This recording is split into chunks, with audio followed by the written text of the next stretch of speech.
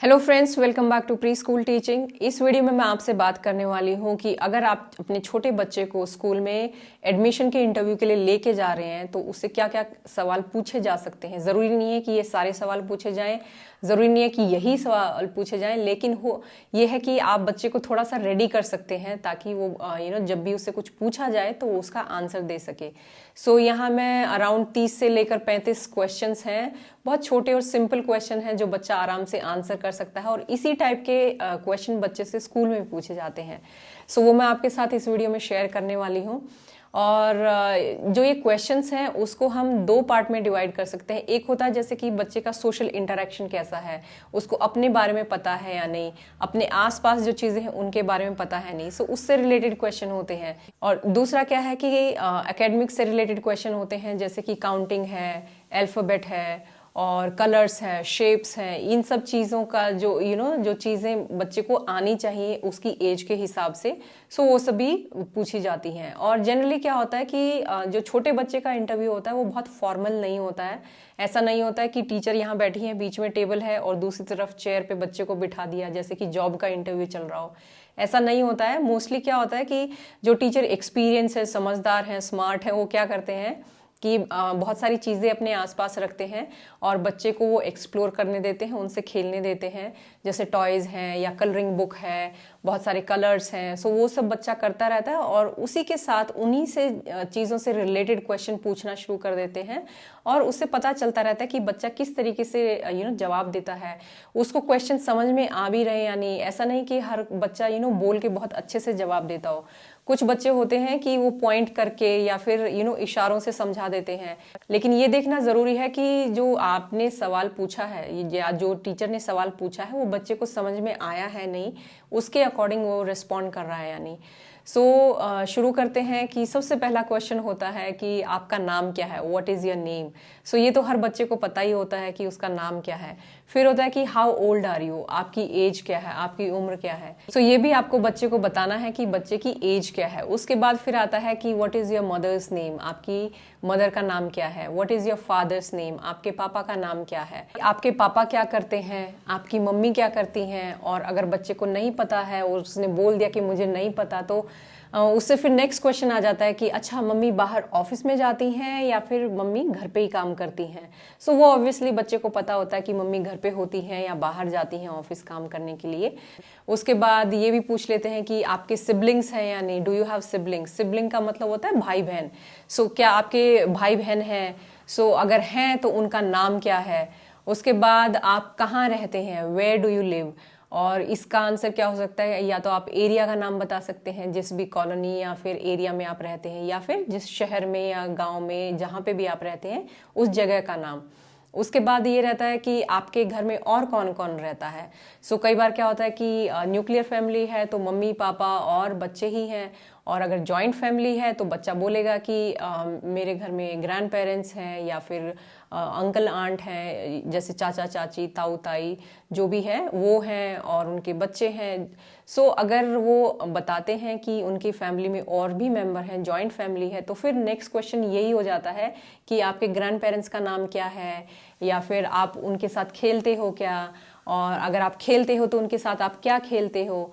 सो ये बहुत ही बेसिक और जनरल क्वेश्चन शुरू में पूछे जाते हैं ताकि बच्चा टीचर के साथ थोड़ा सा कंफर्टेबल हो जाए, क्योंकि जब बच्चे से उसके अपने बारे में बात की जाती है तो बच्चा जल्दी कंफर्टेबल हो जाता है। फिर बात आती है कि आपके घर में पेट है या नहीं, यानी कि कोई पालतू जानवर है या नहीं, अगर है तो उसका नाम क्या है, उसको क्या खाना पसंद है, आप उसके साथ खेलते हैं क्या। और ज़रूरी नहीं है कि ये सारे ही क्वेश्चन पूछे जाएं, डिपेंड करता है टीचर पे और बच्चे पे। टीचर ये देखती कि बच्चा किस तरीके से जवाब दे रहा है या कितने दे रहा है जवाब, सो उसके बेस पे क्वेश्चन थोड़े बहुत इधर उधर चेंज होते रहते हैं। देन आता है कि धीरे धीरे बच्चे को एकेडमिक्स की चीज़ें पूछनी शुरू करते हैं। जैसे कि शुरू किया कि आपके घर में खाना कौन बनाता है, और आपको खाने में क्या पसंद है, आपका फेवरेट फूड क्या है। और उसके बाद अच्छा तो आपको और वेजिटेबल्स के नाम पता है, आप बता सकते हैं। अच्छा चलिए आप मुझे 5 वेजिटेबल्स के नाम बताइए।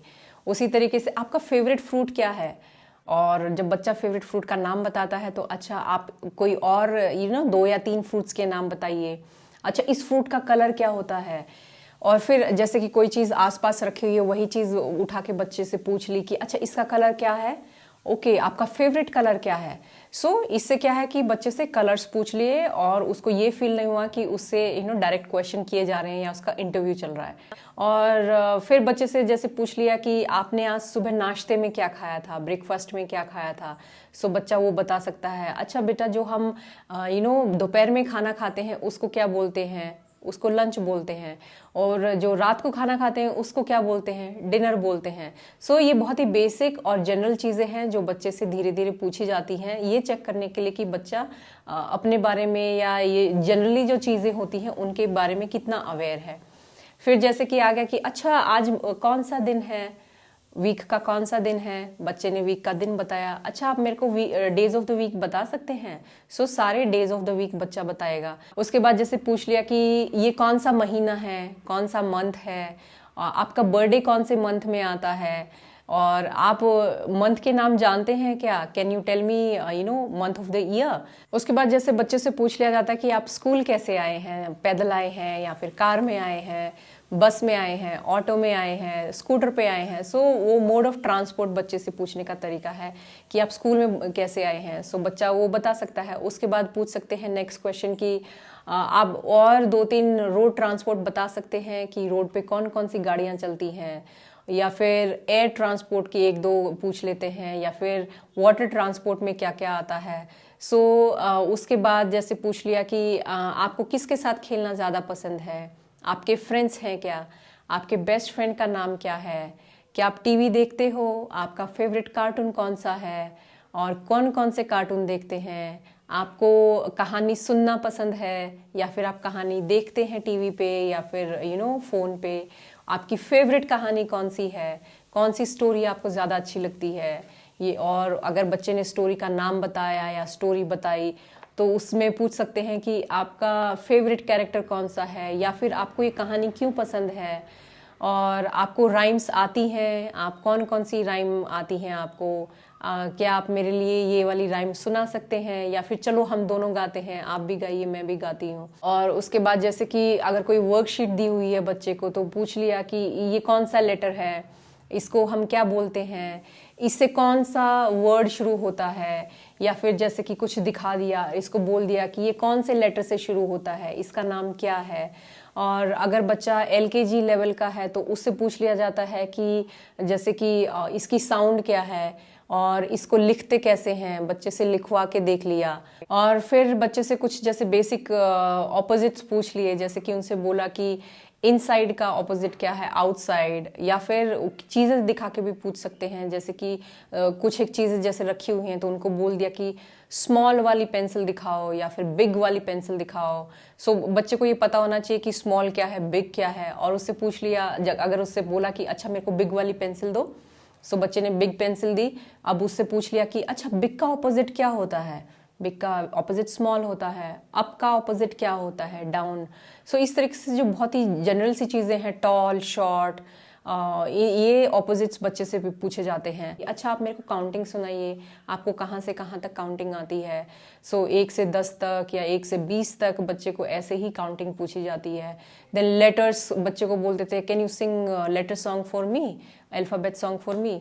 सो और अगर बच्चा थोड़ी सी बड़ी क्लास जैसे कि LKG के लिए जा रहा है तो ऑब्वियसली उससे साउंड्स और साउंड्स के साथ साथ उससे CBC वर्ड्स भी पूछे जाते हैं कि बच्चे को थोड़ा बहुत पढ़ना आता है या नहीं। सो ये थे बहुत ही बेसिक और जनरल क्वेश्चन जो बच्चे से इंटरव्यू के दौरान पूछे जाते हैं।